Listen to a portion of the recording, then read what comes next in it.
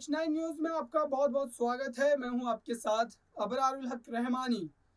अजीत पवार जिस तरीके से लगातार महाराष्ट्र की सियासत में नए नए फैसले और चौंकाने वाले फैसले लेने के लिए जाने जाते हैं, और आज उन्होंने ऐसा ही कर दिखाया है।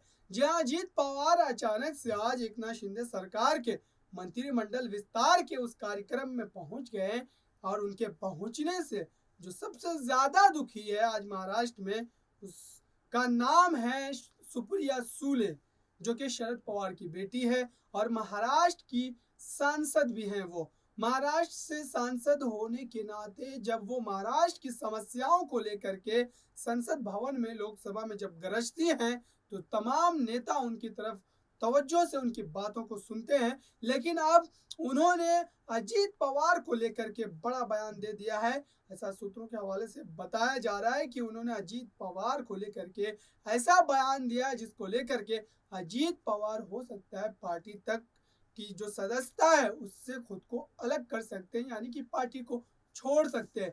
क्योंकि विपक्ष के नेता के तौर पर अगर अजीत पवार की बात की जाए तो एक बड़ी भूमिका है।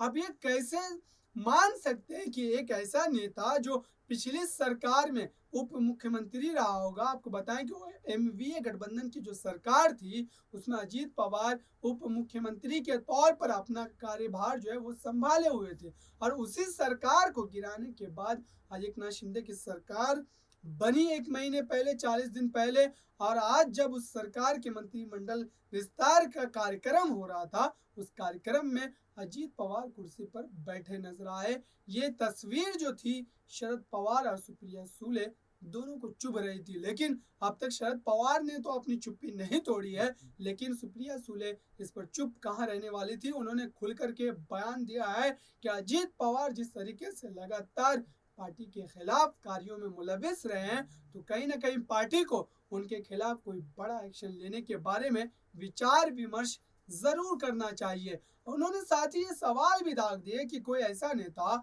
जो खुद मुख्यमंत्री के तौर पर रहा हो और उसी की सरकार को गिरा करके जो व्यक्ति आज अपने मंत्रिमंडल का विस्तार कर रहा है, उसके मंच पर आप कैसे जा सकते हैं।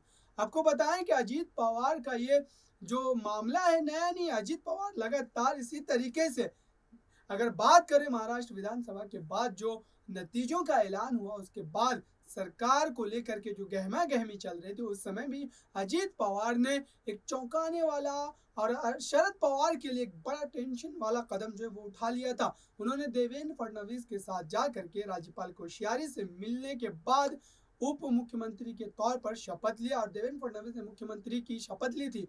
और इस शपथ के बाद लगभग ऐसा लग रहा था कि महाराष्ट्र में शरद पवार की राजनीति जैसे खत्म होने के दहाने पर है, लेकिन फिर भी शरद पवार ने उनको मनाया और अपने साथ लाया। और आज जबकि ये सारी चीजों के होने के बाद अजीत पवार फिर से उनके मंच पर देखे गए हैं एकनाथ शिंदे के, तो कहीं ना कहीं सुप्रिया सुले काफी आहत है, और उन्होंने इस बात को लेकर के पार्टी में विचार विमर्श करने की भी बात कही है।